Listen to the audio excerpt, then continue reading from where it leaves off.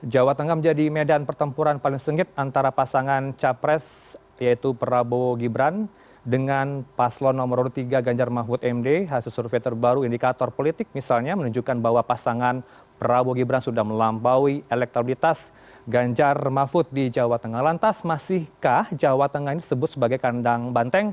Bergabung melalui sambungan daring sore ini dengan Mas Burhanuddin Muhtadi selaku Direktur Eksekutif Indikator Politik Indonesia. Assalamualaikum, selamat sore Mas Burhan, salam sehat. Waalaikumsalam. Sore.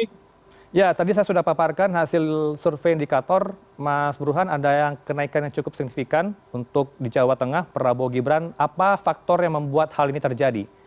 Dibandingkan dengan Desember 2023 masih belum unggul di Jawa Tengah.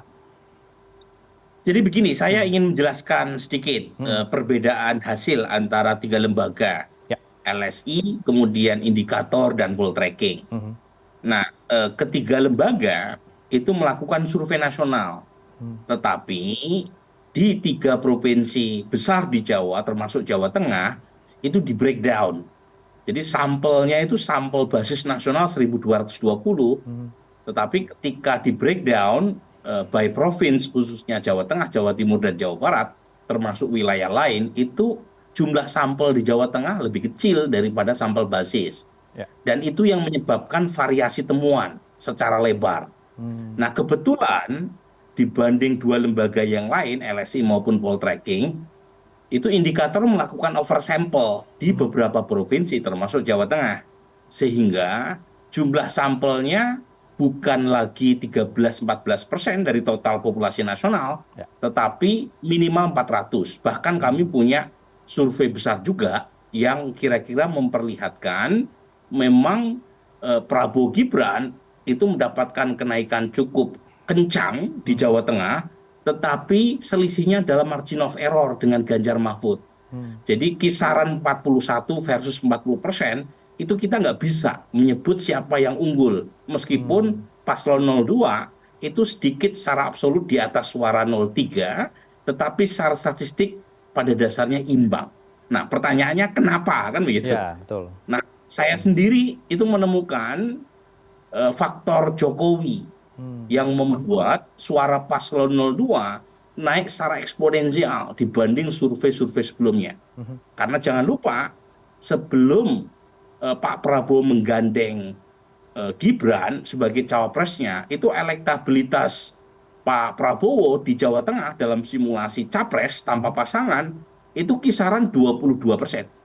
Tetapi setelah berpasangan dengan Gibran, apalagi Pak Jokowi sangat rutin sekali melakukan penetrasi, meskipun atas nama presiden, tetapi suka tidak suka, diakui tidak diakui, itu memperlihatkan dukungan secara implisit kepada paslon 02, itu terjadi pergeseran dukungan.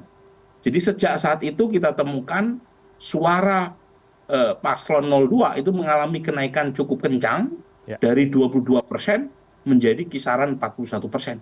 Dan ini yang menjelaskan mengapa kandang banteng itu mulai terancam oleh dominasi paslon 02. Baik, ini perlu diwaspadai ya Mas Burhan. Mas Burhan, beberapa waktu lalu kami sempat berbincang dengan Mada Sukmajati selaku Kaprodi Sarjana Politik Pemerintahan Visipol UGM yang juga paham soal bagaimana kemudian dinamika di Jawa Tengah karena beliau orang Jawa Tengah, dan kita akan putarkan statement dari Mada Sukmajati, Mas Burhan, untuk ditanggapi. Beliau juga mengatakan hal yang sama dengan Anda, Mas Burhan, ada Jokowi effect di sini. Kita akan putarkan berikut ini. Belajar dari teorinya Koetel effect dan pengalaman di 2019 yang lalu, kita belum bisa melihat gitu apakah Koetel effect di PDI Perjuangan itu tidak akan bekerja untuk pemilu 2024. Artinya pemilih PDI tidak banyak yang memilih paslon 3 dan justru akan memilih paslon 2 dengan Jokowi effect gitu. Ya, nah, ini yang saya kira sedang digarap melalui kampanye-kampanye Jokowi ya, yang terus membuntuti kampanye-kampanye Ganjar ya. Karena praktis dari pemilih PDI diharapkan Koetel effect untuk Jokowi ini bisa bekerja untuk paslon kedua di Pilpres 2024. Baik ya. Ya, pemilih PDIP nampaknya sudah tidak loyal dengan partainya, Mas Burhan. Sepakat? Jadi gini, sebenarnya kita harus bedakan ya antara basis Jokowi yang memilih PDI Perjuangan dengan basis Jokowi non PDI Perjuangan. Jangan lupa suara PDI Perjuangan secara nasional itu sekitar 19% di 2019. Di Jawa Tengah lebih tinggi lagi sebenarnya. Tetapi pemilih Pak Jokowi itu 2 kali lipat lebih ketimbang basis Pak Jokowi. Karena pemilih Pak Jokowi itu kisaran 55,5%. Artinya loyalis Pak Jokowi lebih besar ketimbang pemilih partisan PDI Perjuangan. 19 dibanding 55%. Jadi sebenarnya yang hijrah dari Pak Ganjar ke Pak Prabowo itu terutama dari basis Pak Jokowi non PDIP. Nah, kalau kita lihat di Jawa Tengah, wilayah-wilayah yang PDI Perjuangan tidak terlalu kuat, itu cepat sekali tuh pindahnya ke Pak Prabowo. Dan kita tahu, sebenarnya mereka memilih Pak Jokowi juga di 2019. Cuma bukan basis PDI Perjuangan, misalnya ya, Rembang, kemudian Demak, itu wilayah-wilayah Pantura yang Muslim lebih kuat, itu cenderung dukungan ke paslon 02 jauh lebih tinggi ketimbang wilayah-wilayah PDI Perjuangan yang akarnya kuat. Di beberapa wilayah, misalnya di Solo Raya, termasuk Wonogiri, Sragen, itu paslon 03 masih unggul, meskipun yang mengagetkan suara paslon 02 bahkan di kantong-kantong PDI Perjuangan juga cukup besar, meskipun masih kalah ya secara absolut. Jadi poin saya, di Jawa Tengah itu yang menunjukkan perubahan atau pergeseran terutama adalah basis-basis kabupaten kota yang PDI Perjuangan tidak terlalu kuat. Tetapi bahkan di wilayah yang PDI Perjuangan kuat sekalipun, suara 02 dapat dukungan yang cukup lumayan, meskipun masih kalah dibanding suara yang memilih Mas Ganjar. Baik, kalau Anda amati hasil survei yang kita paparkan tadi ini merupakan elektabilitas dari capres begitu ya. Kalau untuk penguasaan dapil, apakah sudah cukup unggul juga Prabowo Gibran di Jawa Tengah? Karena kalau kita simak di Litbang Kompas, Mas Burhan menyebutkan yang menguasai dapil adalah Prabowo Gibran, ada 6 dapil, 4 dapil dikuasai Ganjar Mahfud. Anda juga melakukan survei yang sama dan hasilnya sama? Kita basisnya kabupaten kota, bukan dapil, jadi lebih besar lagi sebenarnya sampel yang kami punya, tetapi polanya sama. Di kota, kabupaten, atau dapil di mana PDI Perjuangan tidak terlalu kuat, itu pada dasarnya suara buat 02 sudah jauh lebih besar ketimbang Mas Ganjar. Jadi karena suara Pak Jokowi di Jawa Tengah kan 77% di hasil pemilu 2019. Itu merata baik di basis PDIP maupun bukan. Nah, untuk konteks jelang 2024, di kabupaten-kabupaten atau di dapil-dapil di mana PDI Perjuangan tidak terlalu kuat, itu cenderung suara paslon 02 sudah melampaui jauh dibanding Mas Ganjar. Tetapi di dapil-dapil di mana suara PDI Perjuangan masih kuat, misalnya di dapil Jateng 4, di dapil Jateng 5, Jateng 4 itu wilayah seperti Wonogiri, Karanganyar, Sragen, Jateng 5 itu seperti Surakarta, ya, Boyolali dan sekitarnya, kemudian wilayah Banyumas, Cilacap, itu Mas Ganjar masih kuat, karena sokongan basis PDI Perjuangan yang masih militan ya, masih loyal kepada instruksi Ibu Mega. Jadi pertarungan menarik, karena data kita belum menunjukkan keunggulan konklusif buat 02. Jadi keunggulan yang kita lihat hari ini itu keunggulan secara absolut. Artinya Mas Ganjar pun masih punya peluang untuk ya mempertahankan dominasi di Jawa Tengah. Baik, kita perhatikan selama sepekan terakhir atau 2 minggu terakhir ini kita lihat Presiden bersama Ibu Negara ini kerap berkunjung ke Jawa Tengah. Ada yang memaknai sebagai kampanye terselubung ya. Ada agenda bansos, membagikan bansos. Di Jawa Tengah banyak sekali, ada Salatiga, kemudian daerah lainnya, termasuk kita juga dapat informasi ke Magelang, Jawa Tengah bertemu dengan Prabowo Subianto. Kemarin ketemu dengan AHY di Jogja. Artinya selama beberapa hari terakhir kerap sekali daerah yang dikunjungi ini daerah yang lumbung suaranya yang dikhawatirkan akan tergerus oleh Ganjar Mahfud begitu ya, Mas Burhan? Iya, jadi memang diakui tidak diakui sulit ya buat publik untuk menepis anggapan bahwa Presiden Jokowi sedang menggarap Jawa Tengah dan DIY Ya. karena frekuensi kunjungan yang terlalu sering di dua provinsi ini. Ya, DIY lebih tinggi lagi suara Ganjar Mahfud. Dan kemarin Presiden Jokowi juga seharian ada di sana ya, bahkan ketemu Mas AHY di Jogja kalau tidak salah. Ya. Jadi lagi-lagi frekuensi kunjungan yang sangat tinggi ini memperlihatkan ada motivasi lain di luar dari urusan beliau sebagai presiden.